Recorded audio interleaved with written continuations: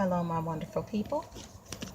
It is me, Janet, Mama J, and I am out here at my secret place. It's so beautiful. I'm gonna show y'all. Hold on one second. How to turn this around? Not real sure, but anyway, I'll do it like this. See my wonderful place. So anyway, I came here today because this was the day that I had to go to Rochester because my son was murdered the day before. And I had an encounter. I'm always, praising and worshiping God. I believe that, your faith is what gets you through things. Just knowing that you have the Father who loves you so much and knows everything that's going on before you do. He knew it before the end of the beginning. He knew the end from the beginning. So I was in my shower praising God, and all of a sudden I woke up to cold water on me, and I was in the tub. I was laying in the tub. And as I was trying to figure out what was going on, I heard an audible voice like I'm talking to you. And he said to me, I want you to go and I want you to love. And I can't say always. The end result is that I do what he wants me to do. Now, I don't always, go without kicking and fighting, but I do whatever he wants me to do. And so when I got to Rochester, I'm not going to lie, I was looking a mess. My hair wasn't done. I didn't know how I wanted to feel.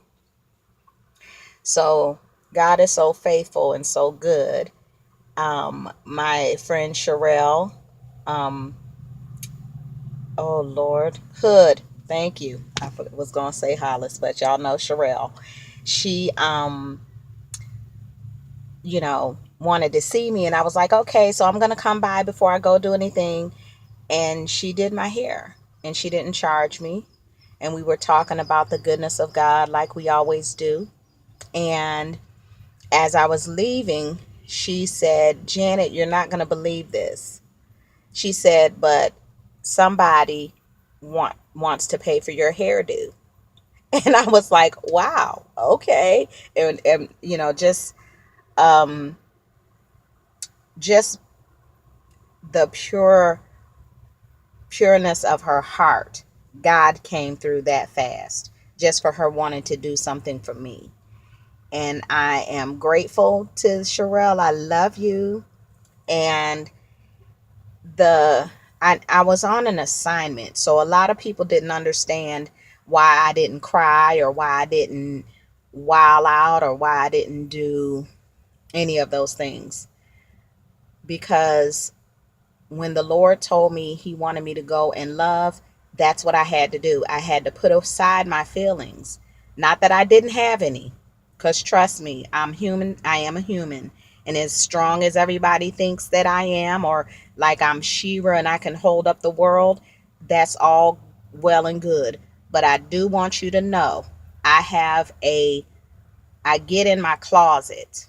I have a space in my closet where I go and I let it all out to God, because I don't think nobody really can help me. I'm not being funny. I'm being real.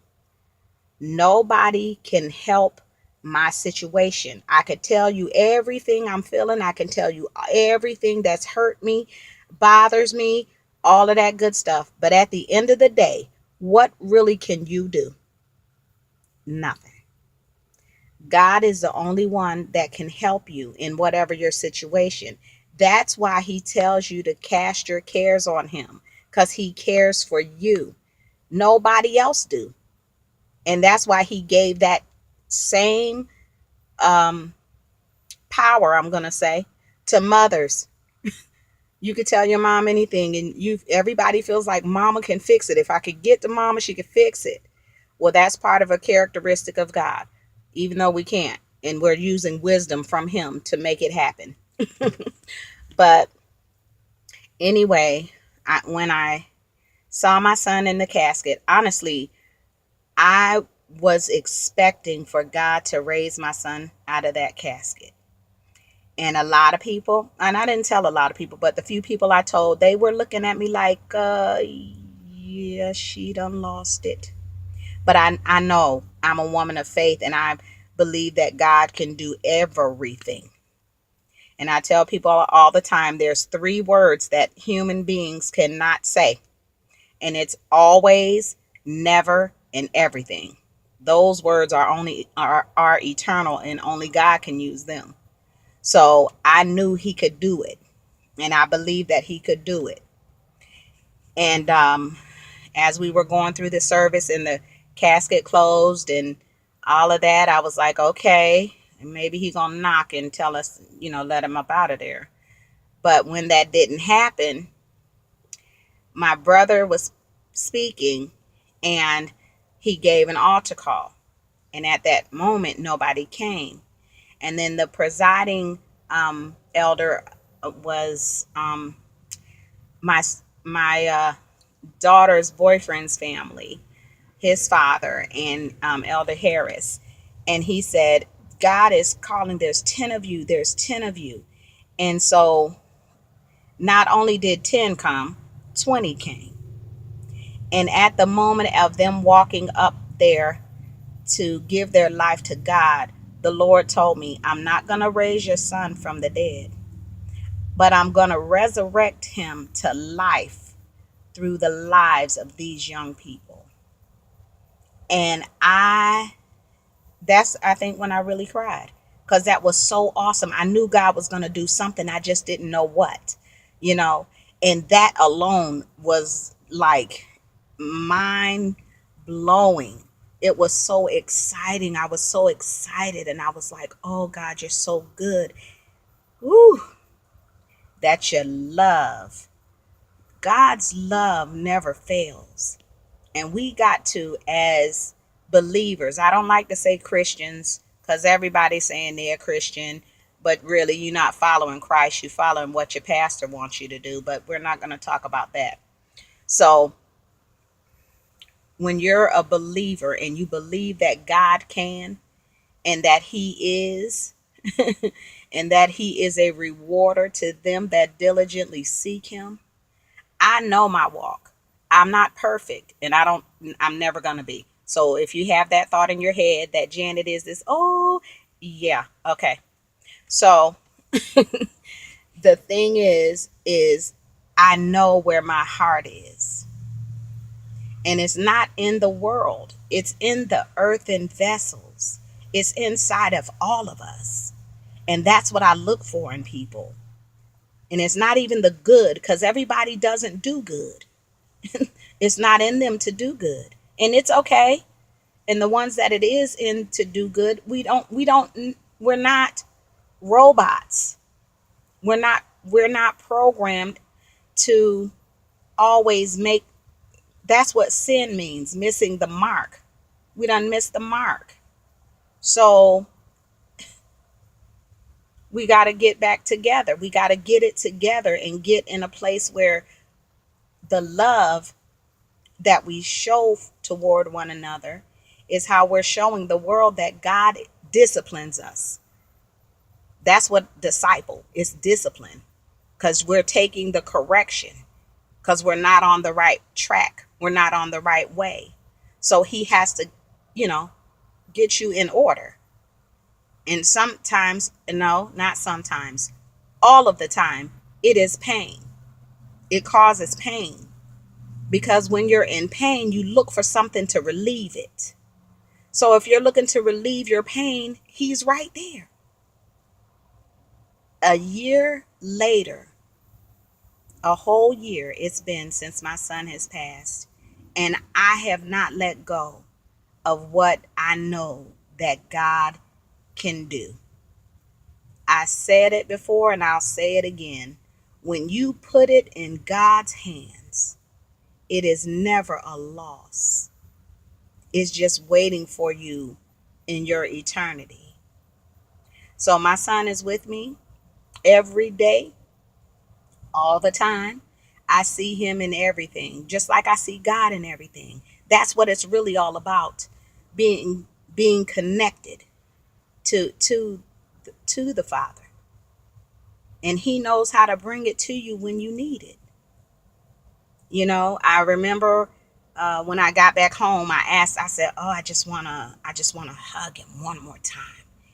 Because the last time I seen him was, I want to say, July 19th.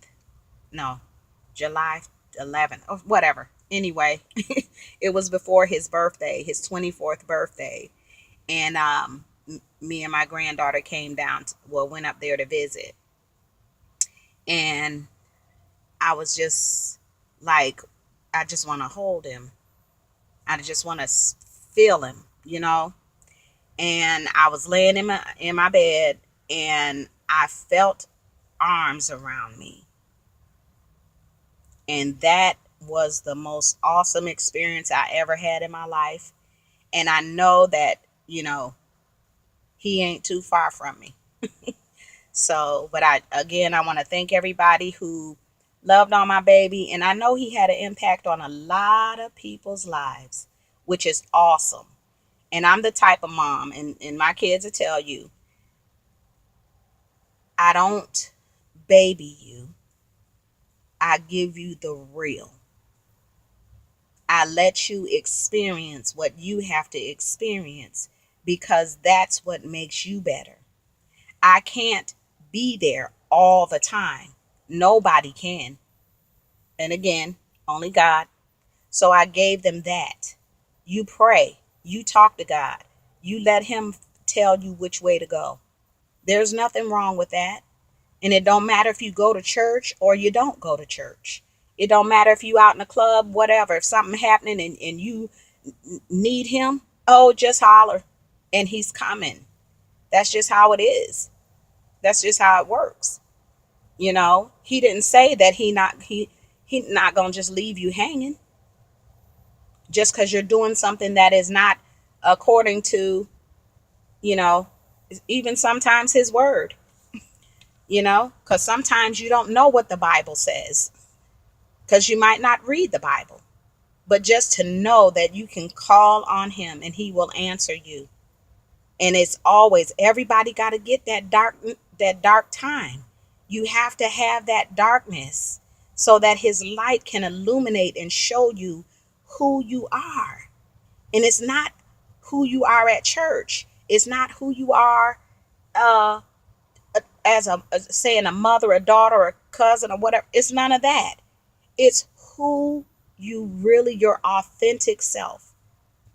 And until I realized this at not a young age, but younger than I am right now, which is 25. But anyway, I I learned who I am. I've never fit in. And anybody that knows me knows Janet was the one.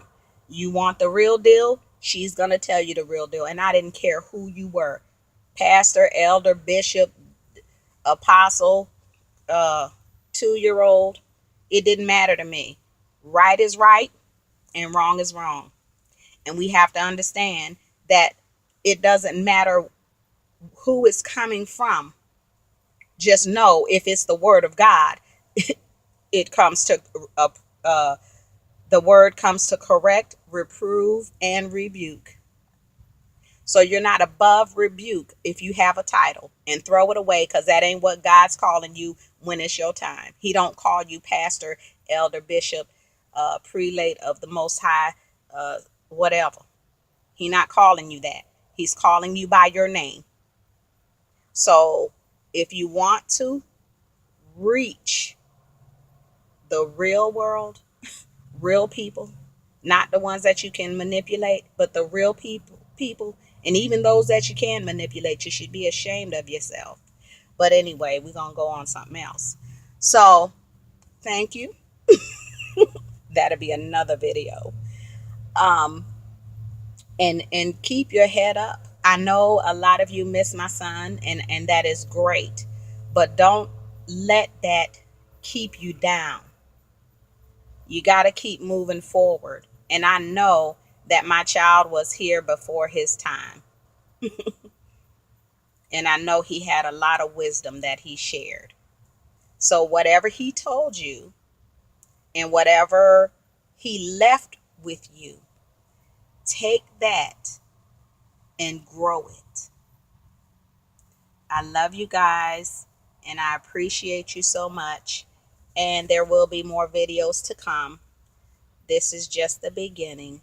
And we could talk about anything because everybody knows me, knows that they can talk to me.